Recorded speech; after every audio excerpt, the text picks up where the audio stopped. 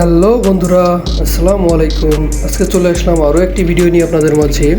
আপনারা দেখতেই পাচ্ছেন, আজকে আমরা বর্ণনা করব যশোর কালেক্টরেট ভবনের মধ্যে যে সকল কাজ সম্পন্ন হয় সে সকল কার্য বিবরণীগুলো আজকে আপনাদের মাঝে আমি উপস্থাপন করব, যাতে আপনারা সহজে আমাদের যশোর ডিসি অফিসে আসলে কোন শাখায়, কোন রুমে, কোন জায়গায় গেলে আপনাদের উপযুক্ত কার্য সম্পাদন হয়। আপনারা এখন দেখতেছেন, এটা হচ্ছে আমাদের যশোর জেলা প্রশাসকের কার্যালয়ের রুম, সেটা এই যে আমাদের মোহাম্মদ আবরুল হাসান মজুমদার স্যারের রুম পাশেই ছিল। এটা হচ্ছে তার ওয়েটিং রুম। এবং আমাদের যশোর জেলা প্রশাসকের দুইটা সভাকক্ষ আছে। একটা হচ্ছে অমৃতাক্ষর সভাকক্ষ, এই যে প্রথম সভাকক্ষটা আপনারা দেখতেই পাচ্ছেন। দ্বিতীয়ত আছে হচ্ছে সনেট সভাকক্ষ। এবং আমরা চলে আসব আমাদের জেনারেল এডিসি স্যারের যে শাখাগুলো আছে সেগুলা। এটা একটা, এই যে দেখতেছেন, ব্যবসা ও বাণিজ্য শাখা আছে, আইসিটি শাখা দেখতে পাচ্ছেন আপনারা। এখানে বিভিন্ন তথ্য প্রযুক্তি সম্পর্কিত কাজ সম্পাদিত হয়। এই যে দেখতে পাচ্ছেন আমাদের শিক্ষা স্যারের রুম এবং আমাদের ডিডিএলজি স্যারের রুম দেখতে পাচ্ছেন।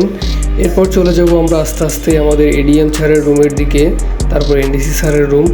এবার আমরা সরাসরি চলে আসবো আমাদের এসএ শাখাতে। এসএ শাখাতে মূলত দেখতে পাচ্ছেন অনেক ডেকোরেটেড রুমটি। এখানে সাধারণত জমি জায়গা সম্পর্কিত কাজ সম্পাদিত হয়। এটা হচ্ছে দ্বিতীয় তলায় অবস্থিত। এই যে খেলনাগুলো দেখতে পাচ্ছেন, এগুলো আমাদের তৎকালীন আরডিসি কাজী নাজিম হাসান স্যারের উপহার। এবং আমরা এখন আরএম শাখা পার হয়ে যশোর কালেক্টর ভবনের ভিপি শাখা দেখলাম। এরপরে আমরা আস্তে আস্তে যাইব আমাদের নিচে ভ্রাম্যমাণ আদালত শাখাতে। এখানে মূলত ভ্রাম্যমাণ আদালতের মাধ্যমে বিভিন্ন গাড়ি এবং মোটরসাইকেল ধরা হয়। এবার দেখতে পাচ্ছেন আমাদের যশোর জেলা ই সেবা। এখানে আমরা সাধারণত আমাদের বিভিন্ন পর্চা কিংবা বিভিন্ন পর্চা, আমার প্রাথমিক যে তথ্য আমরা এই ই সেবাতে জানতে পারি। এরপর আমরা আস্তে আস্তে চলে যাব আমাদের যশোর কালেক্টর ভবনের নেজারত শাখাতে। এই নেজারত শাখা সাধারণত একটি প্রোটোকল শাখা, এটা সবসময় খোলা থাকে। এটা সাধারণত আমাদের সমগ্র ডিসি অফিসটাকে প্রোটোকল দিয়ে থাকে অল টাইম। আমরা এখন আস্তে আস্তে অগ্রসর হচ্ছে আমাদের যশোর জেলা অফিসের রেকর্ড রুমে। এখানে অনেক পুরাতন ব্রিটিশ আমলের পর্চা এবং দলিলপত্র সংরক্ষিত আছে। আমরা ত্রাণ শাখা পার হয়ে আবারও চলে এলাম আমাদের কিশোর আদালতে। এখান থেকে আমরা আস্তে আস্তে অগ্রসর হব আমাদের যশোর জেলা অফিসের যে লাইব্রেরি আছে, গ্রন্থাগার, এটা অল টাইম খোলা থাকে জনসাধারণের জন্য, শুধুমাত্র বন্ধের দিন শুক্র শনিবার বাদে।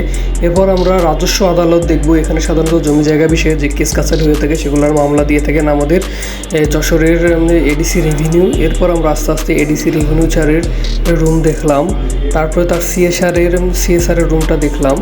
এরপরে আমরা আস্তে আস্তে যাইব জোনাল সেটেলমেন্ট অফিস। এটা হচ্ছে আমাদের যশোর জেলা অফিসের জোনাল সেটেলমেন্ট অফিস। এই অফিসটা খুবই ডেকোরেটেড, দেখতেই পাচ্ছেন। আমাদের ওই পাশে অফিসারের রুম, এ পাশে হচ্ছে তার শাখা। এখান থেকে সকল কার্যক্রম সম্পন্ন হয়ে থাকে এবং স্যার অর্ডার দেয়।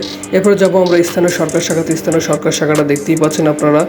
এরপর আস্তে আস্তে আমরা ভূমি অধিগ্রহণ শাখায় চলে যাব। ভূমি অধিগ্রহণ শাখাতে সাধারণত সরকারি যে প্রকল্পের জন্য জমি জায়গা অধিগ্রহণ করে থাকে, এখান থেকে সেটা সম্পূর্ণ হয়ে থাকে। আমরা চলে আসলাম যশোর কালেক্টরেট ভবনের মসজিদে। মসজিদটা দেখতেই পাচ্ছেন অনেক বড়। এখানে প্রায় 2-3 হাজার মানুষের জামাত হয়ে থাকে সব সময়। এখানে আমি নিজেও এখানে নামাজ পড়ি, 5 ওয়াক্ত নামাজ পড়ি এই মসজিদেই। আপনারা দেখতেই পাচ্ছেন ভেতরটা কত সুন্দর।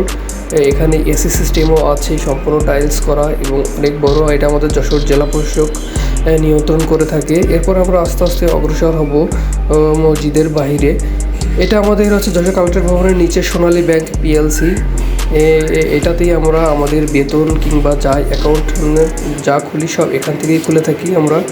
এরপরে আমরা চলে যাব আমাদের যশোর জেলা অফিসের যে স্থানীয় সরকার শাখা আছে। স্থানীয় সরকার শাখার পরে আমরা চলে যাব আমাদের যশোর জেলা অফিসের ক্যান্টিনে। ক্যান্টিনটা দেখতে পাচ্ছেন খুবই সুসজ্জিত। আপনারা এখানে আসবেন। অ্যাট লাস্ট যার কথা না বললেই নয়, আমাদের মুজিদ ভাইয়ের শরবত। এখানে 10 টাকা 15 টাকা শরবত পাওয়া যায়। শরবতটা খুবই ফেমাস, আমার খুবই ভালো লাগে। আমি প্রতিদিন অন্তত একবার হলো এখান থেকে শরবতটা খাই। শরবতটা অনেক ভালো, আপনারাও ট্রাই করে দেখবেন যশোর জেলা অফিসে গেলে। তো বন্ধুরা, আজ আর নয়, আপনারা আমাদের চ্যানেলে লাইক, কমেন্ট, সাবস্ক্রাইব করে আমাদের সাথেই থাকবেন। আজকের মতো এই পর্যন্তই। আসসালামু আলাইকুম বন্ধুরা।